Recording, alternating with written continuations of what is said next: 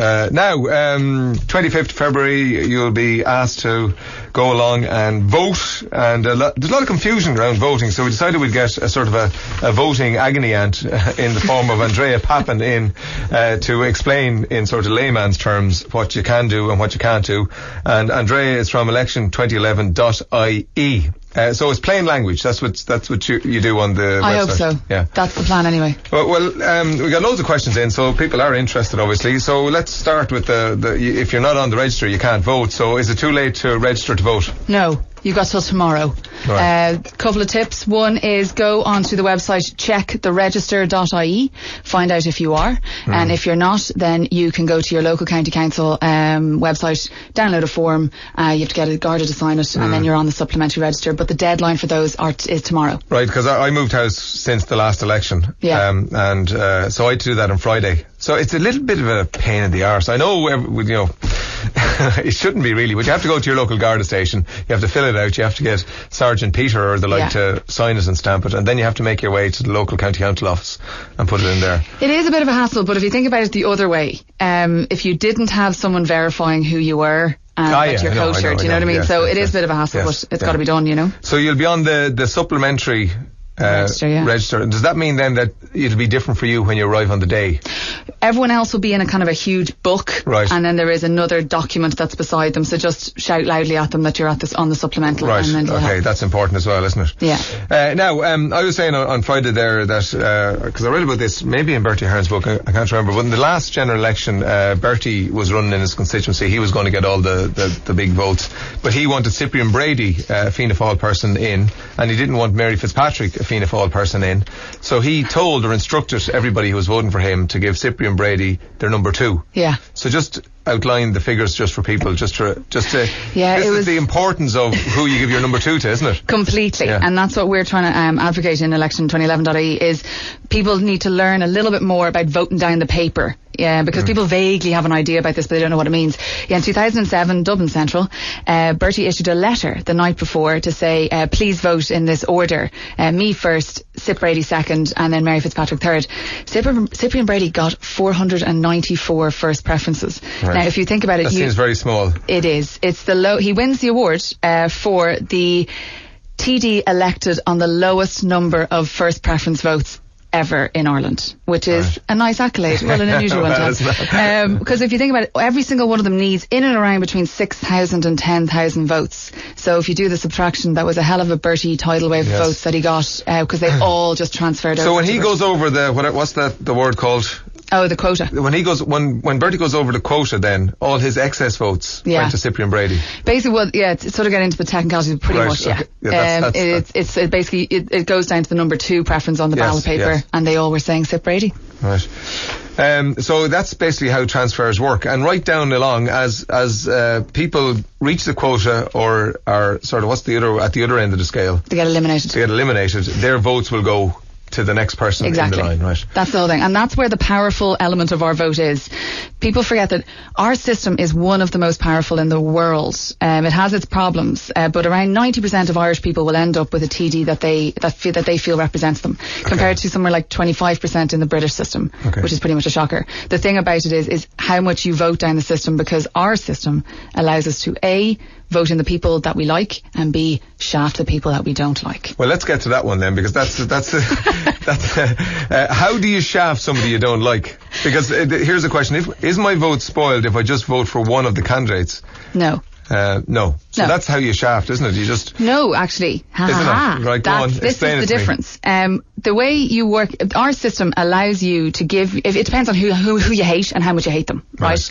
If you really hate someone, what you should do is leave them blank and actually vote all the way down the ballot paper and leave them off. Right. The reason why is, if you think about it, your vote is kept circulating in the system, to enabling everybody else to get voted in apart from them. The fewer people you vote for, the weaker your vote is. Why? Because the minute your vote if you vote number 1, what'll happen is they'll go, all right, fine, that's Ray's vote. Well, they won't know it's your vote, but and your vote gets put in a bin.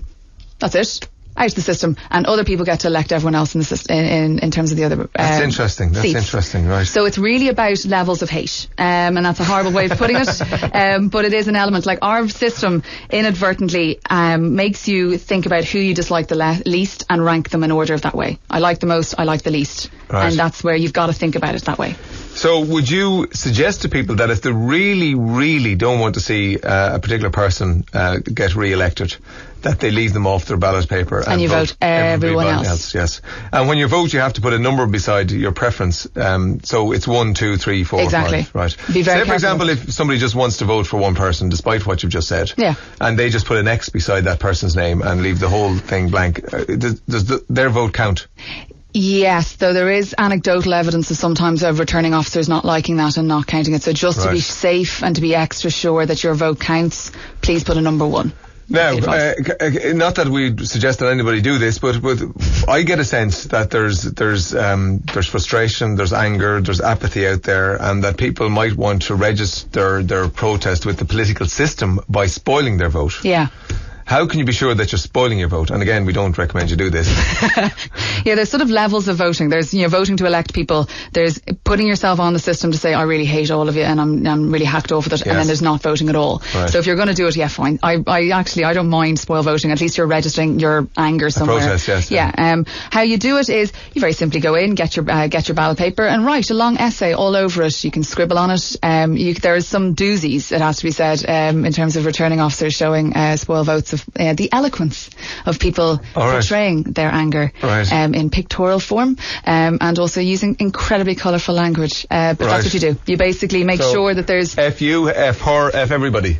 And even more than that, it's a beautiful, beautiful thing. We are a lyrical country. Right. And then there was that, we're sort of covering all the questions here in a sort of a casual way, these are all the questions.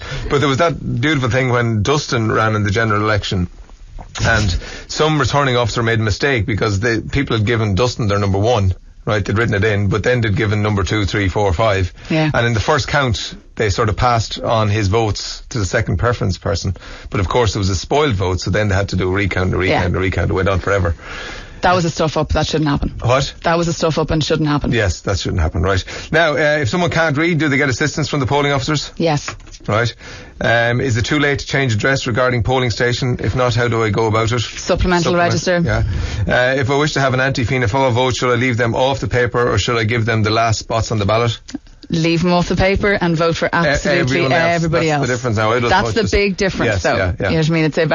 It's about if you really hate them, keep them off. And the fewer people you vote for, then the less your vote will be in the system. Yeah, this is from a 5-year-old. Can I vote more than once? I have a vote in Dublin and at home. Do you know what's interesting about that? And I'm in no way endorsing this, but if you have a polling card, that's the valid registration. Do you know what I mean? But on a moral level, you shouldn't. No. But if you got polling cards in both, you can sort of wacky race between the two of them if you want to. Yeah. We wouldn't advise that, though. I think that's they're all covered there. They're all covered. Yeah. And we encourage people to go out and vote. We've been discussing this on and off over the last while. It's a sin that the hundreds of thousands of people who are Irish but living abroad can't vote. Yeah. And we're out of kilter with a lot of modern There's quite societies. an interesting website being set up for that called ballotbox.ie. It's too late now, though. It's not going to happen for this one, is it? No, it's not. They're trying to do a virtual election, though, to even show it for people abroad. But we have a presidential election coming later in the year, so maybe whoever gets in might change it for them. It needs to modernise, to be honest. Yes, and then in a lot of countries, Australia being one of them, you have to vote. Yeah, compulsory voting. Yes. Do you think, and this is the last question, do you think that we would have a different sort of makeup of Dáil Éireann if everybody voted?